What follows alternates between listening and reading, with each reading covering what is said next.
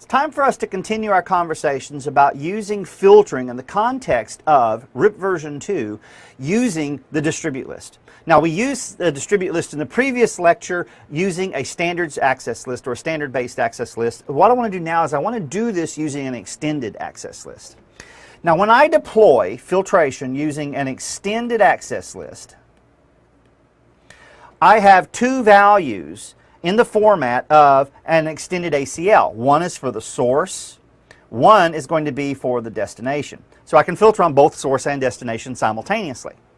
Now, also what I want to do is inside the context of using this for the purposes of a distribute list in RIP, what happens is I can specify a value for the source which is going to define the gateway. Now, Terry, what do you mean by a gateway? Well, I'm talking about the device that I'm going to be learning a prefix from. So I can use the value in the source to match specifically against a given device that I'm learning my information via. So for instance, I can focus on the router ID of the device that I'm going to be learning a prefix from. The other part of this extends to the destination, which allows me to match the network. So I can be selective. I can say I want to match all, I don't care where it comes from, but I want to match this specific network, or I can say I want to match a specific network coming from a specific gateway. Now, the way that we're going to implement this is what I have in our topology right now. We have the two loopbacks. We have 11.11.1.0/24 and we have 11.11.0.0/24.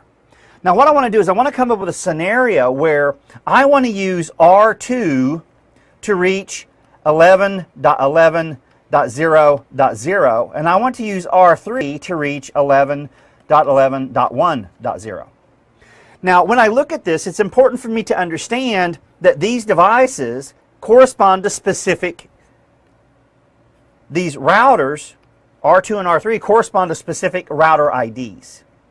So what we're going to have to find is we're going to have to find the actual ID that's advertising the prefixes to us. And how do we do that? Well, what we'll do is on this device right here, all I'm going to do is type show IP route 11.11.0.0, and it's going to give me that information.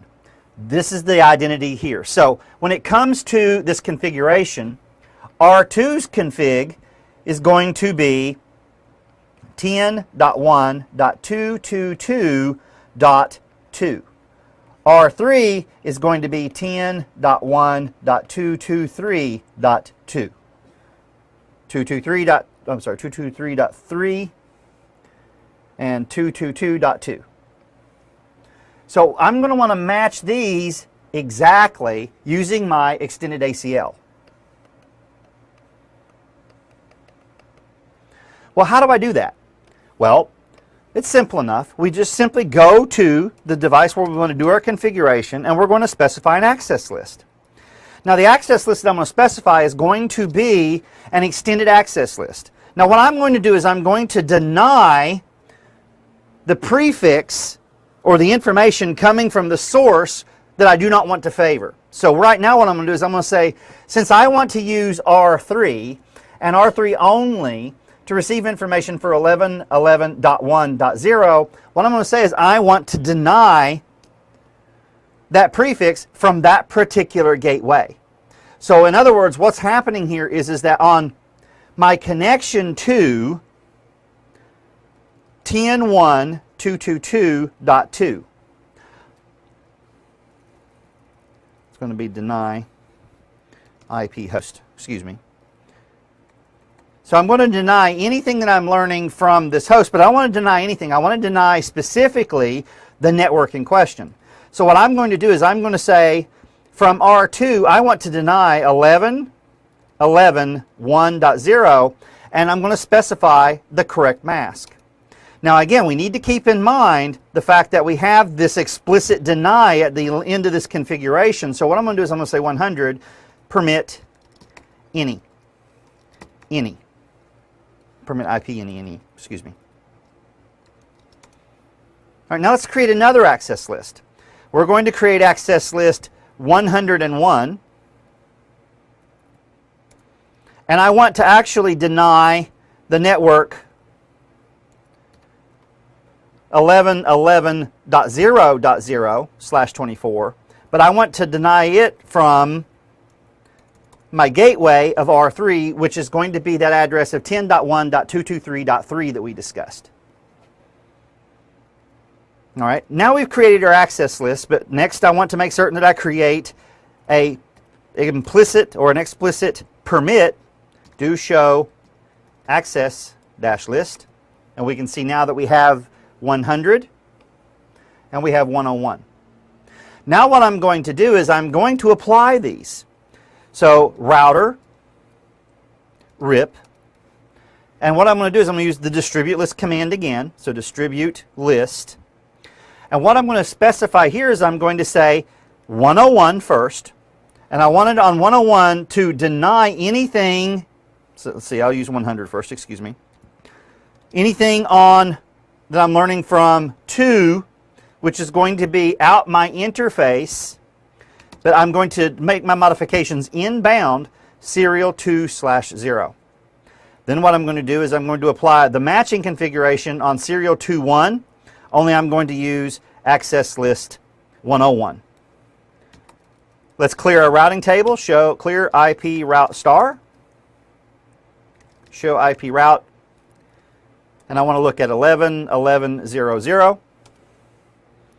And right now what we see is 11.11.0.0 is being preferred via R2. We see that by the 2 at the end. And if I check for 11.11.1, what I'm going to find is it's being preferred via R3. So let's trace this out. So trace route 11.11.0.0 is going out R2 to its destination.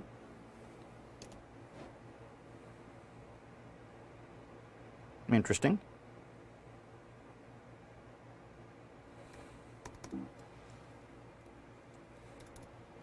(11.1.0) or 11. Oh, I traced routes to the network. 0.0.1.1. There we go. And to 1.11. Don't you love it when you make stupid mistakes? So here I'm using R2, going to cat1, going to R1. Here I'm using R3, going to cat2, reaching R1.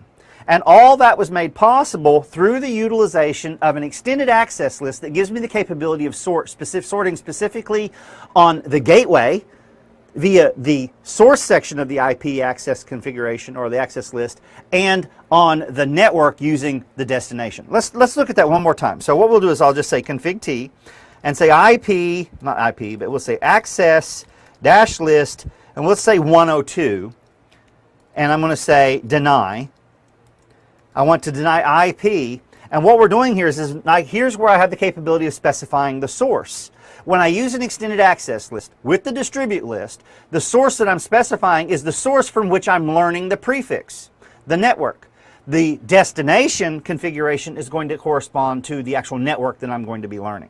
So again, it's kind of a hack using the extended access list configuration, but it's still very useful and very serviceable, and it is going to extend to other routing protocols, not just RIP. So with that being said, let's wrap up this part of our presentation and move into another method of doing filtration, IP prefix lists. I'll see you guys there.